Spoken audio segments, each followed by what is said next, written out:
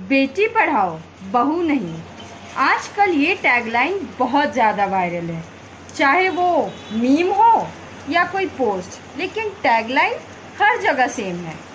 किसी ने कहा है कि गवर्नमेंट भी यही कहती है कि बेटी बचाओ बेटी पढ़ाओ, क्योंकि बीवी पढ़ाओगे तो एसडीएम की पति की तरह बीवी गवाओगे भी। अभी तक तो आप सबको ये कहानी पता ही होगा कि इलाहाबाद में एसडीएम की पति और जो एसडीएम अभी बन चुकी है ज्योति मौर्य, उनके बीच क्या चल रहा है। उनके हस्बैंड ने मीडिया में सब कुछ फैला दिया है। तो इस संदर्भ में मेरी कुछ सोच है जो मैं सामने रखना चाहती हूँ, क्योंकि हाल फिलहाल मैंने देखा कि 136 पतियों ने अपने बीवियों को घर बुला लिया है जो पीएससी की तैयारी कर रहे थे। तो क्या ये सच्ची होना ज़रूरी था? और अगर ये हुआ तो क्या ये उन लड़कियों के लिए, उन औरतों के लिए गलत हुआ? क्योंकि हो सकता है कि सबकी सोच अलग अलग हो सकता है कि सब ज्योति मौर्य जैसी ना हो। तो आशा करती हूँ कि आप मेरी सोच को पूरा सुनेंगे, एंड तक सुनेंगे और फिर अपने विचार को प्रकट कीजिए। तो चलिए सुनते हैं। मुझे यही लगता है कि अब तक ये कहानी सबको पता चल गया होगा, और अगर नहीं पता तो मैं आपको एक छोटा सा जिस्ट दे देती हूँ।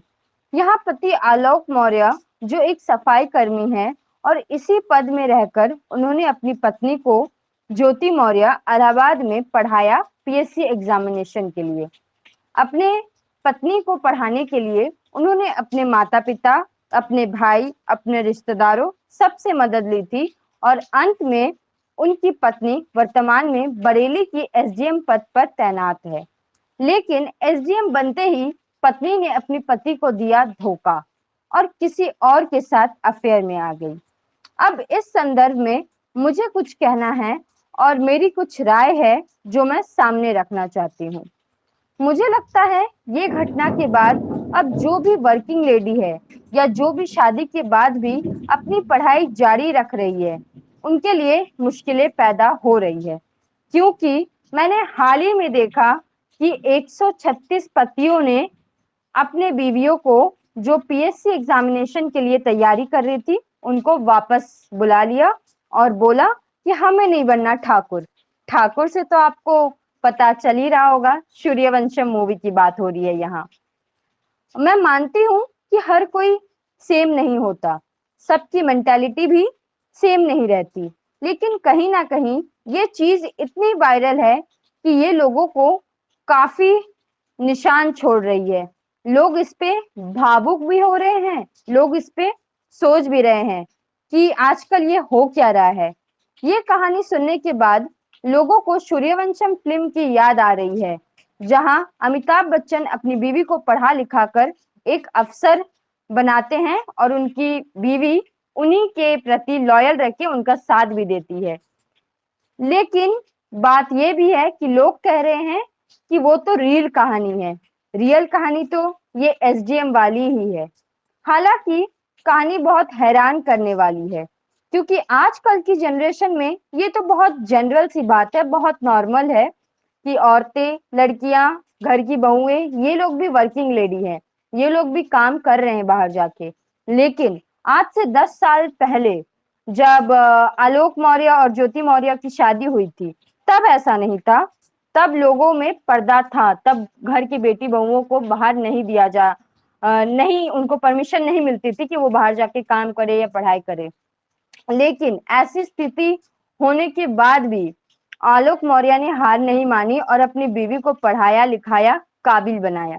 लेकिन बदले में उन्हें क्या मिला? धोखा। ये कहानी कुछ इस तरीके से लोगों को हिट कर रही है जो शायद शब्दों में बयां ना किया जा सके। लेकिन एक बात तो है कि हर कोई सेम नहीं रहता, सबकी एक अलग अलग सोच रहती है और कुछ अलग ही होती है। जैसे कि कुछ लड़कियां एहसानमंद रहती है अपने ससुराल वालों का, और कुछ अपनी कामयाबी का पूरा श्रेय अपने पति को ही देती है। लेकिन ये चीज तो है कि आजकल 100% शुद्ध कुछ नहीं मिलता, थोड़ी बहुत मिलावटी हर चीज में होती है, चाहे वो 0.01% की हो या 1% के ही क्यों ना हो। उसी तरह आजकल 100% अच्छे लोग, सच्चे लोग, वफादार लोग, ईमानदार लोग नहीं रहते। उसमें से कुछ परसेंटेज ज्योति मौर्य जैसे भी होते हैं। लेकिन अंत में मैं यही कहना चाहती हूँ कि Karma hits always very hard. आपने जिसके साथ जो भी किया है, आपको उसका दुगना रिटर्न भी मिलता है। ये वसूल मेरा नहीं है, लेकिन ऊपर वाले का जरूर है। और हाँ, एक और बात, काइंडली इस कहानी के बेसिस पे अपने वाइफ, अपने सिस्टर को सपोर्ट करना बंद मत कीजिए। हालांकि जैसा मैंने न्यूज में देखा, जैसा मैंने हर जगह देखा कि कितने पति ने ये वाला काम किया है कि उन्होंने अपने वाइफ को वापस बुला लिया है कि काम करने की जरूरत नहीं है, पढ़ाई करने की जरूरत नहीं है। तो काइंडली ऐसा मत कीजिए, लेकिन रिश्ते में भरोसा रखिए, एक दूसरे का साथ दीजिए और सतर्क जरूर रहिए। अपने रिश्ते में ट्रांसपेरेंसी जरूर रखिए। अगर आपके रिलेशनशिप में ट्रांसपेरेंसी है और ट्रांसपेरेंसी रहेगी, तो एक दूसरे के लिए भरोसा, रेस्पेक्ट रहेगा और एक दूसरे के प्रति एक अलग सम्मान, मान रहेगा। तो शायद ऐसी स्थिति आने की संभावना बिल्कुल नहीं है। मैंने जब ये कहानी पूरी पढ़ी, तब मैं भी शॉक थी। तब मुझे भी लगा था कि आजकल ये क्या हो रहा है। लेकिन मैं वापस अपनी बात दोहराऊंगी कि इस एक इंसिडेंट के वजह से अपने फैमिली में अपने बेटी, अपनी बहू, अपनी बहनों को सपोर्ट करना बंद मत कीजिए। हाँ, सतर्क जरूर रहिए, लेकिन उनको आगे बढ़ने दीजिए। आशा है कि आपको मेरी सोच, मेरी राय पसंद आई होगी। और अगर आप मेरी राय से सेम टू सेम हैं, अगर आप मेरी राय को स्वीकारते हैं, तो कमेंट सेक्शन में मुझे जरूर बताइएगा।